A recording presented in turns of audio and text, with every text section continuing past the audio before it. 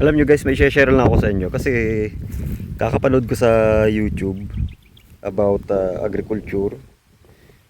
May mga nakita kong video, may mga lumabas na video, may mga natagpuan akong video about permaculture, or alam mo yung ano, parang ano sila, parang parang technique ng agriculture na parang opposing or parang alternative sa monocropping. So ito yung ano, yung permaculture or agroforestry. Yung alam niyo ano, yung may lupa, alam ba may kapirasong lupa ka, agricultural. Tapos wala siyang, or kahit na may tanim, yung parang kino-convert nila into different, nagtatanim sila ng mga different kinds of fruit bearing trees, mga shrubs, vegetables, parang all in one na farm. So yun yung naisip kong parang apply dito sa aking ano, dito sa aking nabiling lupa. Ito actually maliit lang siya, 2,000, almost 3,000 square meter. So hindi siya ganun kalakihan, pero ito yung yun yung parang naisip kong gawin dito, yung permaculture, yung magtatanim ako ng ano. Actually na umpisahan ko na yung magtatanim ako ng iba't ibang klaseng puno, yung mga fruit bearing trees and nyug and mga avocado, santol, mangga, and actually may tinanim na ako ditong pinya, konting pinya and konting tanlad. So yun yung plano ko, and yun pala meron pala talagang ganung ano, klase ng ano, ng pagtatanim, yung permaculture na tinatawag, yung iba't ibang klaseng puno, fruit bearing trees and shrubs yung itatanim mo sa lupa, sa kapirasong lupa. And I was very lucky because ngayong internet age, so madali ka nalang makahanap ng idea online. Although yun na yung naisip ko na parang yun nga ang gagawin ko dito, tataniman ko ng iba't ibang uri ng puno, klase ng puno, mga fruit bearing trees. And then yun pala talaga, meron pala talagang ganung ano, meron pala talagang ganung klaseng ano, meron pala talagang ganung klaseng technique ng ano or method ng farming, permaculture. So yun yung naisip ko dito. Ito yung pag ano ko, sisimulan ko. Hindi siya ganun kalakihan. Makikita nyo, actually may mga tinusok na ako dito, mga ano yung mga mulberry cuttings. Yung mga tinusok na ako dito mga mulberry cuttings, hinihintay ko na lang na na mabuhay yung mga yun. And may mga tinanim na rin akong kamoting kahoy. And kakapasok pa lang kasi ng tag-ulan, kaya hindi pa sila ganun kaanas ka. Wala pang 6 months, wala pang 5 months yung tanim ko. Ayan, may mga tanlad ako. Ano, ayan, mga nakatusok ko puli mabuhay yung mga yan. Kasi ito, yun yung isang ano dito, challenge dito sa lugaran to. Walang source ng tubig dito. Yung ano lang dito ay dependent lang sa ulan, sa buhos ng ulan. So walang permanent na source ng tubig. Yun yung challenge dito. So kung makikita nyo, mga damuhan, no, puro damo. Actually sinubukan kong i-grass cutter yung ibang portion. Yun, sinubukan kong i-grass cutter yung portion na yun, pero mukhang matatagalan ako bago ko siya bago ko siya maubos, bago ko eradicate yung ano talaga, maputol yung mga damo. Kasi ano, weekend lang ako nagpupunta dito, Saturday, Sunday, because I have a full-time job, 8 to 5 job, Monday to Friday. So naisip ko, kasi may mga sinabog ako ditong ipil-ipil, yung mga bunga ng ipil-ipil, sinabog ko dito. Wala pa ako nakikitang nag-bublom or or nabuhay. Yun yung kasi yung iniisip ko, pagka kasi halo yun sa damo, pagka halimbawa palagay natin na ano, baka kasi may mga may mga nabuhay na di ko lang napapansin, kasi baka humalo-halo siya dito sa ano, humalo siya sa damo, baka humalo siya dito, tinubuan ng damo yung ibang ano, sumabay sa pagtubo ng puno. Yun yung iniisip ko pag greenhouse cutter ko to, syempre makakasama yung mga tumutubo na ano, na ipil-ipil kung sakali meron. Tapos may mga Inano pa rin ako dito mga ano, mga buto ng mangga. Pero matagal pa tutubo yun. May mga sinabog akong buto ng mangga dito and Indian mango. Yun. Yun. Good thing may internet na. Ito. Ito. May ano ako dito. Ay, hindi mabubuhay oh. Ito. Ito. Mulberry cutting ito. Mukhang hindi mabubuhay oh. Mukhang ano na, tuyo na, natuyo. Mangilan-gilan yan eh. Siguro nasa mga 20 na cuttings yan. Pinili ko online. And ito, may isa pa. Ito. Ito. Nasaan? Ito. Yan. Sana magbuhay. Tapos ito. Yan, iniisip ko pagka scatter ko to, baka ang mangyari, pati yung mga tinusok ko mga tapos yung mga tumutubong mga tinanim ko ay makasama maputol. Sayang naman. Kaya eto, nyog. Yan, tinanim ko yan, nyog. Siguro nasa 20 ano na. Tapos saging yan. Actually pinagbibili ko yung mga yan eh. Kaya may investment din dito eh. Hindi lang yung pagbili mo ng lupa yung investment mo dito, pati yung mga pananim. Syempre kasi walang pananim dito eh. Yun nga mga ano dito, mga puro ano dito eh. Puro damo eh. So walang ano dito yung tanim na papakinabangan ba. Kaya syempre namimili ako online, Facebook sa Facebook Marketplace. Marami akong nakikita mga pananim. Medyo mahal na nga eh. Siguro maabot ano ng 180 per seedlings, 180. Kaya siguro kung tataniman mo to, gagastos ka rin talaga. Talaga mag-i-invest ka rin. Tapos yun, yung mga ano, yung mga boundaries nito, yung property line na pinagtataniman ko ng nyog, yung dwarf coconut. Ayun, tapos yun nga ang plano ko dito, permaculture or agroforestry. Ito may binili akong ano yata to, kalamansi. Tapos may isang puno ng ano doon, yung mangga, sorry. May puno ng seedlings actually ng langka. So yun talagang paano ko dito nga, permaculture pala tawag doon. And good thing talaga meron ng ano, napakalaking tulong ng internet sa panahon ngayon, especially yung YouTube. Doon ko lang nakita yon, kaka-browse ko ng mga ganong klaseng video, hanggang may nag-feed sa akin na ganon. May lumabas sa browse ko na meron pala talagang ganitong klase ng ano, ng technique ng ano, or method ng ng farming, permaculture or agroforestry, yung halo-halo. Pero may mga ano yun eh, may mga kailan pagandahin mo rin, may mga zoning, may ibang cluster ko dito, ganito itatanim mo dito.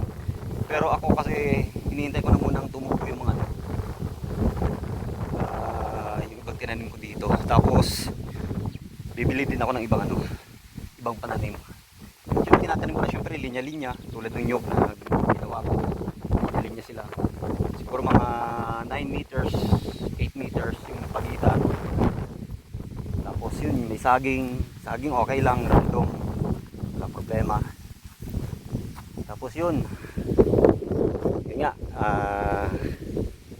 sana yun lang talagang challenge dito, napakalaking challenge. Walang source ng tubig dito, talagang ano to, dependent sa lugar, dependent sa ano to, depende sa ulan, sa buhos ng ulan yung tubig dito. So yun yung napakalaking challenge dito kasi ano to eh, mataas na lugar na to eh. Mapapansin mo yung ano ko, yung background ko, yun yung ano, Mount Isaro. So ano to eh, medyo ano ba tawag dyan, rolling or upland. Sabi ko upland to eh. So mahirap talaga yung source ng tubig dito. Kahit creek wala dito. Walang tubig yung creek dito kasi nga upland. Kakaroon lang ng tubig pag umuulan, parang ano lang siya, catching basin lang siya, catch basin. Ayun. So hopefully mapuno ko siya ng ano.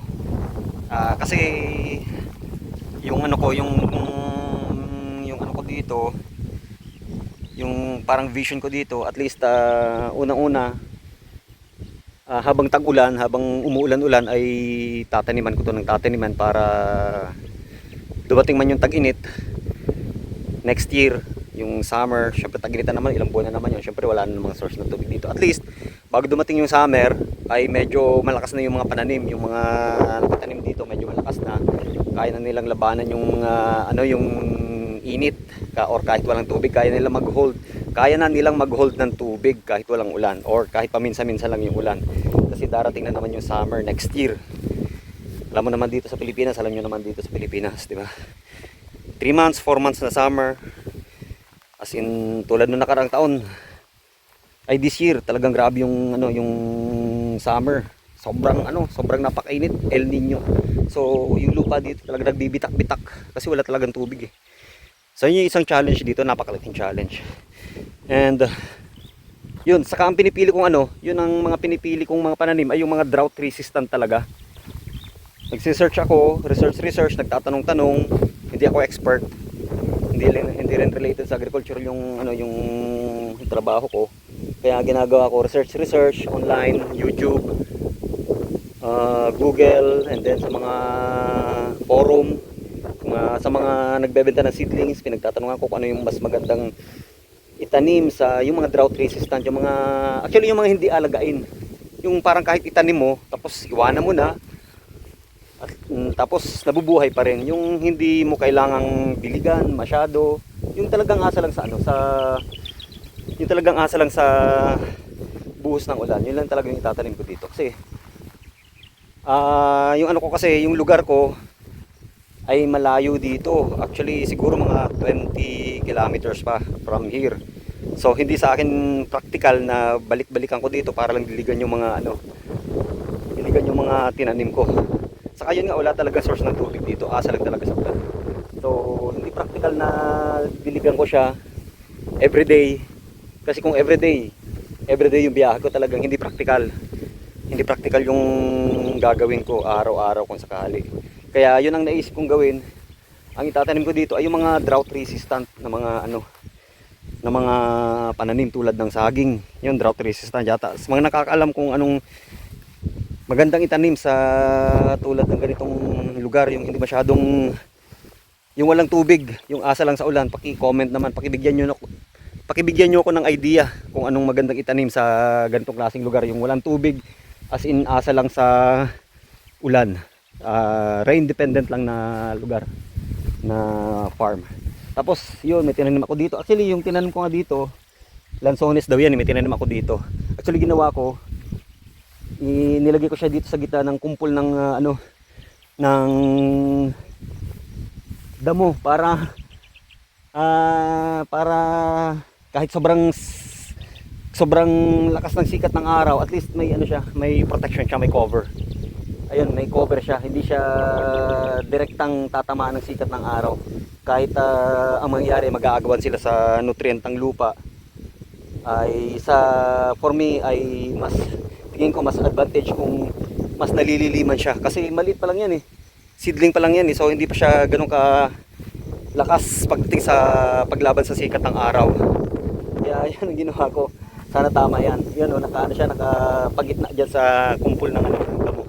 Kaya hindi ko pinutol tong damong ito pag-scatter ko, kasi yun nga, pinanihan ko siya ng lansones daw yan eh, sa binilang ko, para yun nga, di siya tatamaan direkta ng sikat ng araw dito. Kasi kung mapapansin nyo, yung kapaligiran ko ay wala talaga kapuno-puno. Tingnan nyo, talagang damo lang, walang puno na magbibigay ng lilim sa mga pananim. Ayan, nyog, dwarf coconut, as ito ulit, yung cuttings ng mulberry, hopefully mag-sprout. Yun, tapos meron ako ditong grafted pili, sana mabuhay. Ito, okay naman. Last week ko lang tinanim to, sana makasurvive. Ayan, sana makasurvive siya. Kasi nga, tingnan mo naman, wala siyang cover oh. Walang protection sa sikat ng araw, kaya talaga tiniming ko na sa ganitong buwan ko siya tinanim, para at least once in a while may ulan na makakadilig sa kanya. Tapos yun, bala ko pantaniman ng ibang ng ibang fruit bearing trees. Yun nga, permaculture. Tatanim ko siya, tapos at least lalagyan ko pa siya ng yung mga namumulaklak, mga flowering plants para pang-attract sa mga pollinators, sa mga bees, insects, para makapag-pollinate sila, di ba? Sa mga magtutubong mga pananim dito. So yun lang muna yata, medyo ano na, nangangawit na rin yung ano ko, yung braso, kakahawak ng phone. Yun lang muna, tips na lang diyan sa mga ano, sa mga mahilig din sa ano. Actually matagal na akong mahilig sa ganitong klase ng ano, farm like that, tanim-tanim. Kaso wala lang talaga akong space. Kasi andun nasa syudad yung trabaho natin, kaya nung may nakita akong nakapost online na nagbebenta ng lupa, kaya tapos sa tingin ko practical namang bilhin. Medyo pwede naman, pasok naman sa budget, kaya ginawa ko na. Ayun. Yun sana, yun nga. Pupunin ko siya ng ano, tatanimin ko siya ng iba't iba pang puno. Actually may mga in-order na ako online. May mga kausap na ako online. Mamaya magdi-deliver ng ano yun, ng 4 lang muna. Tapos 4 ang mga seedlings. Rambutan yata yun yung. Yun, basta yung mga drought resistant na mga mga drought resistant yung mga kinukuha kong pananim, mga seedlings para talagang laban sa sikat ng araw. Kasi makikita nyo naman, sobrang napakainit dito, lalo pag wala yung ulap na yan. Walang cover yung yung araw, wala yung mga ulap na yan to. Sus, napakainit dito. Parang disyerto. Napakainit dito. Tapos nung nag-ano nga ako dito, share ko na rin yung habang nililinis ko to, nagagrass cutter ako. Pinupulikat ako eh. Sa sobrang init, tapos yung pawis ko talagang tumatagaktak. Parang nauubos yung energy ng katawan ko. Yung electrolytes, yung mga minerals, parang napupunta dun sa pawis. Kaya nangyari, namumulikat ako eh. Ganun kainit dito, sinasabi ko. Ganun kainit dito. Kaya tingnan mo naman, wala masisilungan. Kaya yun yung ginawa ko, yun. Yun, nilalagyan ko lang ng karton yun. Tinatakipan ko lang ng karton. Yun, eto. Nilalagyan ko na lang ng karton. May baon ako, may dinadala ko yung tricycle ko. Nagdadala ko ng karton. Yan, tinatakpan ko to ng karton para nagsisilbing bubong. Tapos yan ako nagpapahinga sa ilalim ng yan. Sobrang init. So yun lang muna. Tapos yun talaga. Tataniman ko to ng iba't ibang permaculture nga ang approach ko dito. Permaculture agroforestry. Yun, tapos ilalagay ko ng maliit na kubo dito. Ito na yung mismo. Tatanimin ko ng maliit na kubo. Pahingahan. Yan. So kailangan talaga ng budget dito. Kailangan pag-budgetan talaga to. Pera. Kailangan ng pag-ipunan. Pananim, pag-maintain, and then pahingahan, kubo. Yun. Kailangan mo talaga ng pera, ng budget. So thank you for watching, and share ko lang. Thank you, and ito yung next na project or hobby. Thank you.